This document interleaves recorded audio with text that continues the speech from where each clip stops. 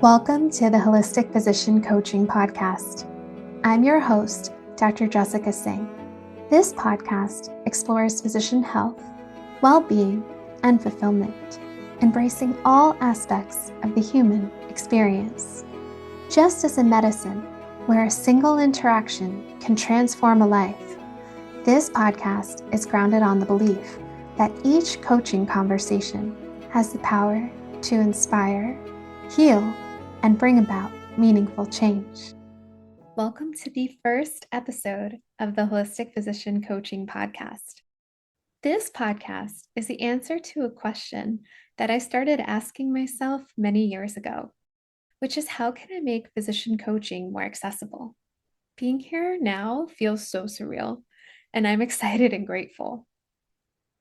Although coaching is becoming more common in medical education and healthcare organizations for physicians and physicians in training, it's still not the norm nationally or globally, at least not yet, not at the time of this recording. And so the potential impact of coaching still remains untapped. According to the Association of American Medical Colleges, in the academic year of 2025 to 2026, for the first time, there were over 100,000 students enrolled across 163 MD granting medical schools. According to the American Association of Colleges of Osteopathic Medicine, there are currently 46 accredited colleges of osteopathic medicine in the United States, with over 40,000 students enrolled in the 2025 to 2026 academic year. And there are also approximately 1 million actively licensed physicians in the United States. For those who don't have access to physician coaching in their medical education or training programs or in their organizations, physician coaching typically remains experienced as an exclusive perk for leadership or for those who can afford to invest in private coaching. And so many are still unaware of the immense benefits that coaching has to offer. As we go through medical education and training, there is a rigid hierarchy that exists in medicine that we're all too familiar with. It's like climbing a totem pole of hierarchy or seniority, from being a pre-medical student, medical student, resident, fellow, junior, then senior attending. So there's always this expectation of learning to be an expert or of learning from an expert and of being professional in a way of becoming competent, but also seeming competent, despite how we may be feeling inside. And given external expectations, especially corporate expectations of how physicians are expected to function. And so often what happens is, given these expectations, it's such a highly competitive environment. Imposter syndrome comes, burnout as well is rampant in the medical industry. And so there's always this expectation to be an expert. But when physicians, as we go into our patient encounters, although in an ideal world, we are taught about a healing partnership, it's not usually the way things happen. When patients come to see the doctor, we're expected to fix things. We're expected to know all the answers, whether or not that's within our scope of practice or what we're supposed to do. Even the typical guidance that we get throughout our careers. As students, residents, fellows, we go through guidance counselors, or we have mentoring by faculty. And in mentoring, an expert is giving advice, and often the mentee wants to appear strong, confident, and, appear in a certain way. So almost seeking an approval of a mentor, which may result in an expectation that doesn't exactly provide an open psychological space for vulnerability, for sharing about life events, or just even honesty. Do you like what you're doing? Is this something that you have to do? If there are any thoughts that come in medicine about career trajectory, because of the nature of medicine, often we go into medicine with these ideals these ideals of what we think being a doctor will bring for us in terms of our fulfillment, how we're able to help people and serve. Often, where burnout and disillusionment comes is that nowhere in our medical education do we learn about the business of medicine or functionally how medicine is until we're done with all of our education and training more than a decade later. And then we see the influence of industry on medicine, the financial expectations, administrative tasks, all of these things that weren't necessarily the reason why we got into medicine. And then what do? You invest so much time, you got to stay with it, whether you like it or not. At least that's how many people feel. And so many have found ways to find fulfillment in medicine. And so coaching is very powerful because coaching is a space where each person is viewed as wise, resourceful, and whole. Just even having this space of psychological safety, this space of there's nothing to be fixed, there's nothing to correct. You are whole and wise and enough the way you are is huge because that's not something commonly encountered anywhere in medicine, at least not commonly. Not only is this huge for providers, this is huge for patients. Because then, with coaching and learning coaching skills, patients then also are encouraged to foster their autonomy and make self directed goals, educate themselves. And then it truly can become a healing partnership where what if physicians were able to walk into an encounter viewing each patient as wise, resourceful, and whole, rather than someone who needed fixing or saving or worrying about, well, I mean, obviously, you always worry about making a mistake by accident and having malpractice looming over our heads. For all of those reasons and more, coaching is just so, so powerful. Even just learning these skills from ourselves, it changes how we see ourselves and therefore how we interact, not only with the people we live with, the people we work with. It has such a power to reframe. I'm really happy to be in a world where the system is changing, where coaching is becoming more and more integrated. But there's still so much work to be done. And so that's why I'm really grateful to be here. Another thing to note about physician coaching, especially in organizational and medical education settings, is that there is a lot of variation as to how these programs are delivered and what the emphasis of coaching is. For instance, there are some education programs in some healthcare settings that focus on coaching on professional identity and performance coaching. And while these are important, for the sake of this podcast, the model of coaching that I am going to utilize and advocate for is a self directed model of coaching where the topics are not prescribed, a process that's completely run and driven by the person being coached. And so the definitions and the methodology that I'm going to utilize is based on the definitions from the International Coaching Federation and from the National Board for Health and Wellness Coaching. The International Coaching Federation defines coaching as partnering with clients in a thought provoking and creative process that inspires them to maximize personal and professional potential.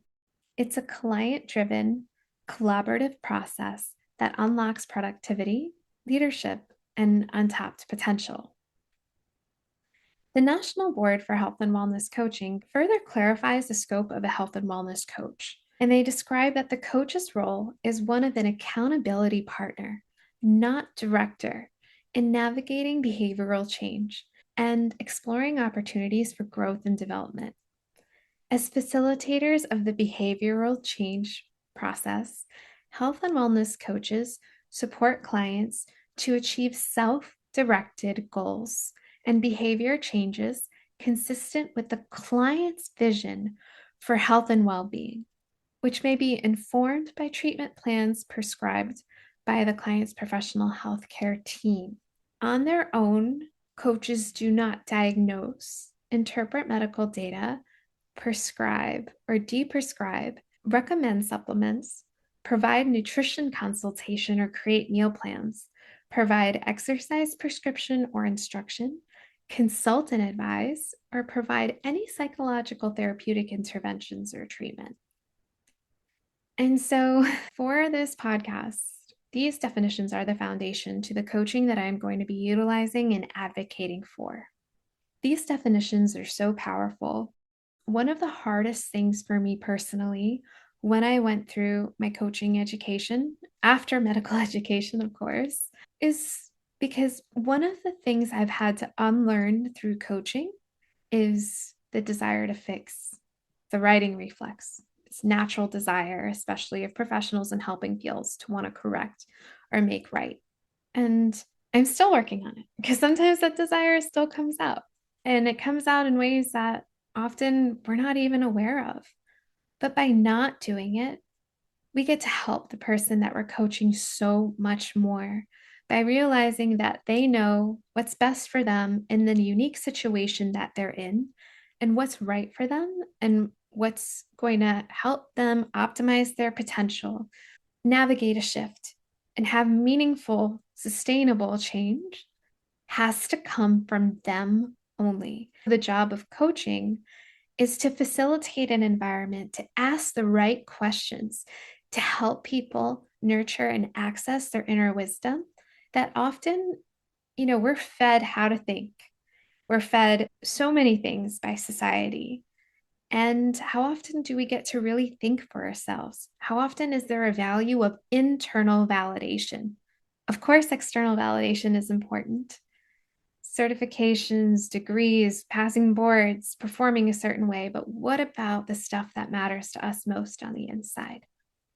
Coaching is really so powerful because what we realize through coaching and with this whole person approach, and by fostering a space where we're not prescribing topics for coaching sessions or trying to fix, is that whatever comes out in coaching, even if it seems personal or unrelated to work, there's often no way to compartmentalize truly who we are.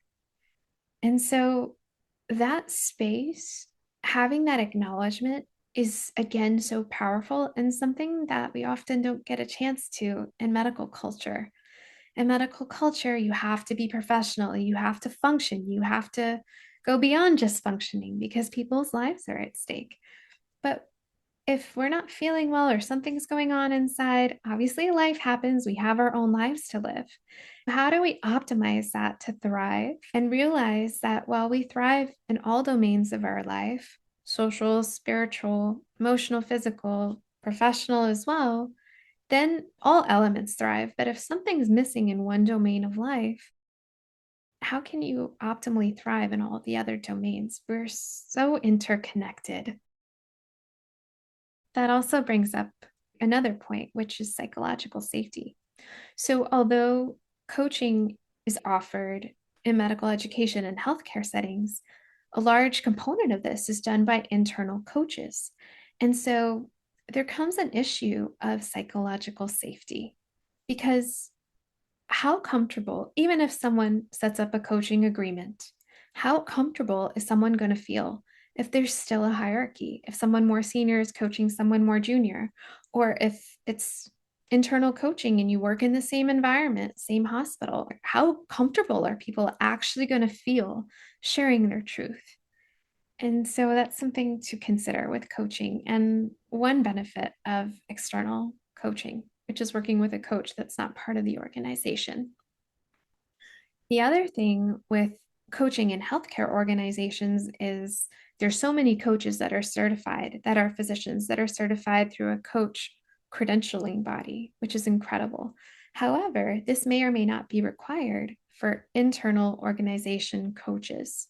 And so it's something to consider. What is the training? What is the continuous growth and mentorship for the physicians who are coaching to make sure that they're staying true to the heart of coaching and it's not a teaching relationship or a mentor relationship? One of the things that I really appreciate about being dual certified by both the International Coaching Federation and the National Board for Health and Wellness Coaching is that I get to take the best of both worlds. So for the International Coaching Federation, there are different levels of certification based on experience, based on education. And I really appreciate that they require mentorship to even renew credentials or to progress to higher levels of credentialing. And this mentorship has just been as key for my professional development, to be honest, as the coach training themselves. Because while coach training is amazing, you're in this bubble. You're in this bubble of learning how to coach, often practicing on fellow coaches. And yeah, then you start getting your feet wet. But once you get out in the real world, even when you coach for platforms, for organization, in your private practice, who's telling you if what you're doing is in line with the ICF competencies or in line with the heart of coaching? And who's going to tell you where there's room for improvement? Because this is a constant art, constant practice, and requires a lot of introspection because there's so much bias that comes. Even the art of asking questions. It sounds so simple, but it requires presence. It requires an understanding about the words being chosen, whether they promote talk that's going to support change or that supports the status quo, how to help someone have a cognitive breakthrough that can really be life changing. And it's incredible, but it is an art and a practice. And that's just something to consider is continuous professional development of coaches in any coaching program. And how do you also define success of coaching programs and organizations? Is it by academic performance? Is it by validated assessments? And what about when mental health comes up?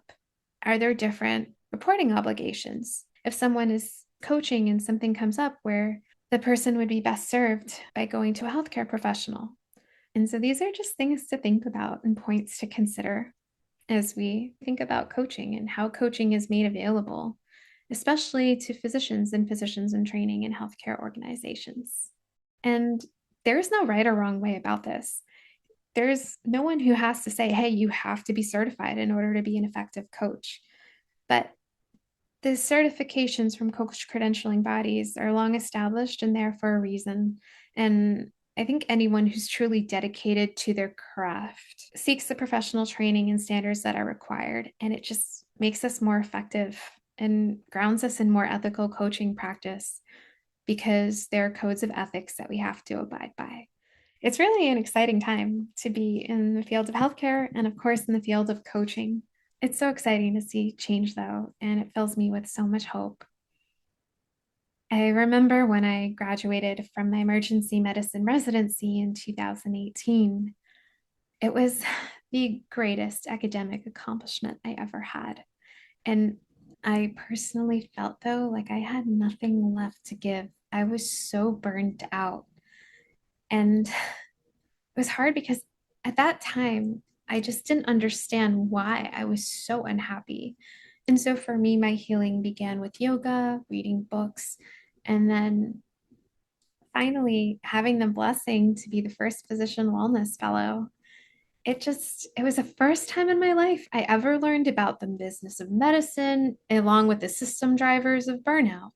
And once learning about the national, state, organizational, departmental, and individual factors that contribute to burnout, I realized that I'm not to blame, but no one along the way told me this or taught me this. And so things are different now. And still, a lot of this education are things that we experience and that are not formally taught. And unfortunately, learning how to heal from burnout happens only after we are burnt out and then start to understand why. And it doesn't have to be that way. I actually discovered coaching by accident.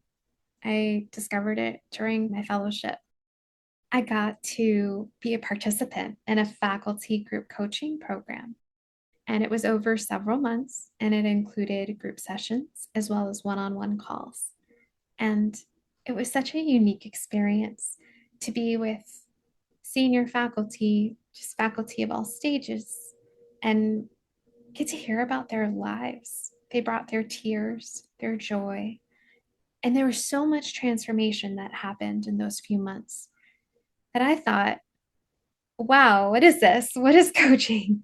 And if someone who's not a physician can coach physicians and have this level of breakthrough, I want to do this because it seems to help get to the root of issues compared to in medicine. I want to be able to get to the root and help people change lives before they're dying and ill.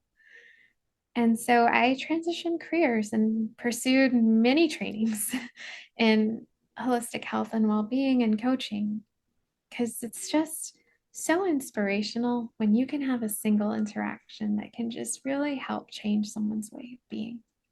When I first started coaching, I also had to learn how to build a business, and I didn't have any business experience, but I am so grateful for emergency medicine because it really reframed my perspective for everything.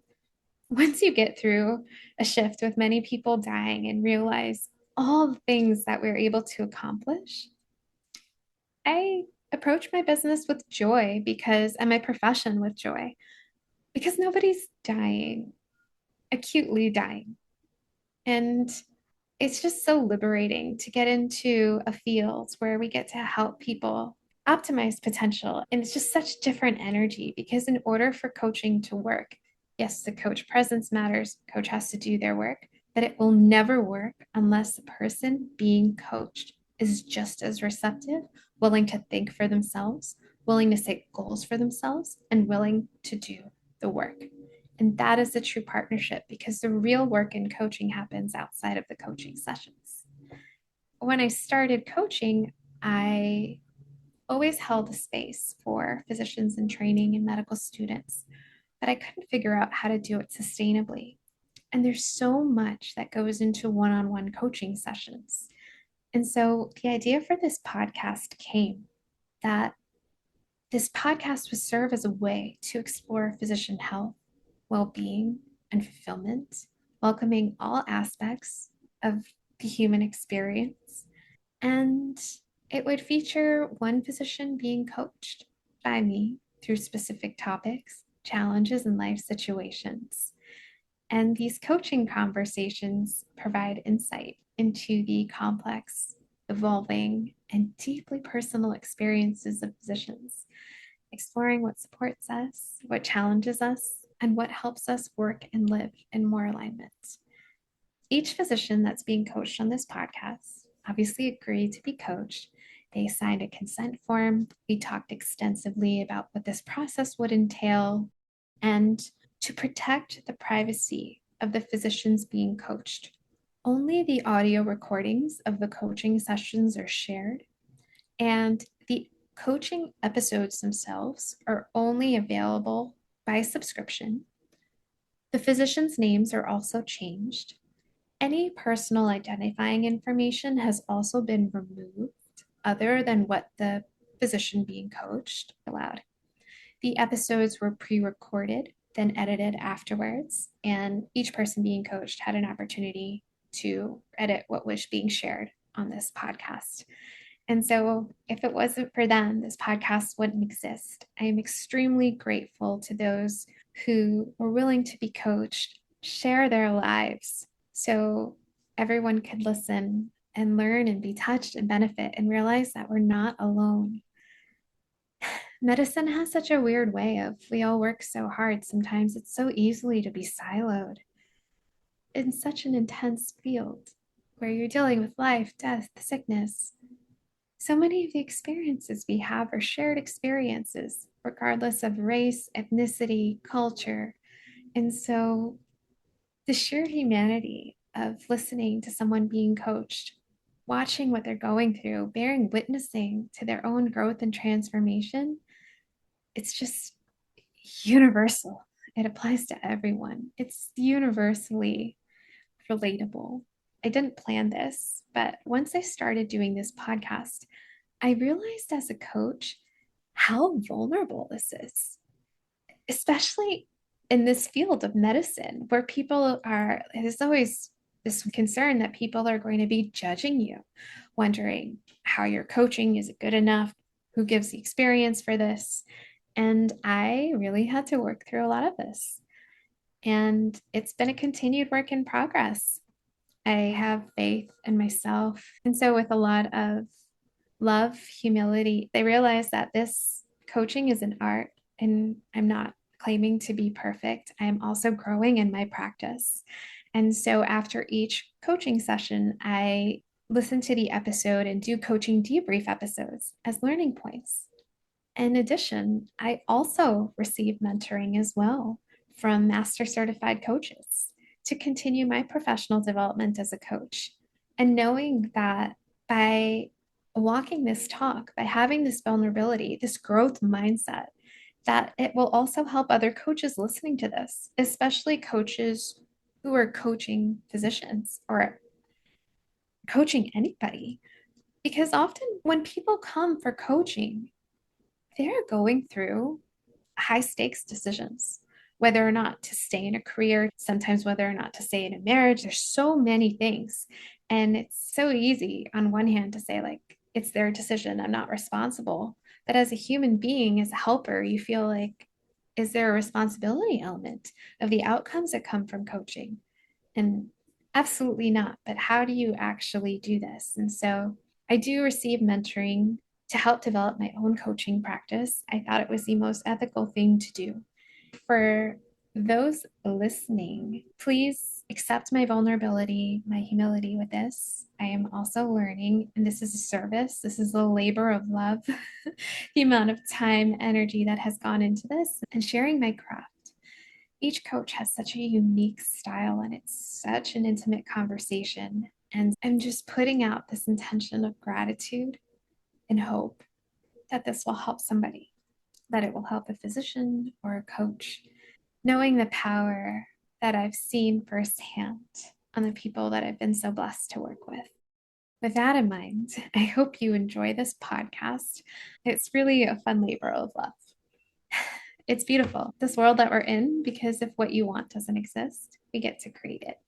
So with this podcast, I'm sharing my heart with you, sharing this beautiful coaching space, and I hope that it touches you and that you enjoy listening. Thank you for listening to the Holistic Physician Coaching Podcast. This podcast is dedicated to making coaching more accessible and to support both physicians and those who coach them. Subscribe to access exclusive subscriber-only episodes, including physician coaching sessions, coaching debriefs, and coach mentoring sessions that offer valuable insights for professional development for coaches. Your support helps sustain this work. Subscribe and leave a thoughtful review at www.holisticphysiciancoachingpodcast.com. Sending you warmth and light.